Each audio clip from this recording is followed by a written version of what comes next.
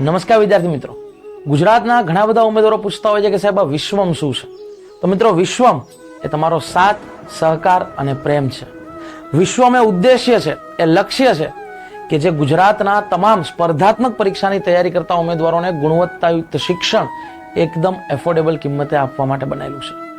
વિશ્વમ એ ગુજરાતના તમામ દૂર દરાજના તમામ છેવાડાના વિદ્યાર્થીઓ માટે એક આશાનું એક કિરણ છે કે જે તેના મનમાં ઉર્જા જગાવે છે કે અમે પણ સ્પર્ધાત્મક પરીક્ષાની તૈયારી કરી શકીએ છીએ.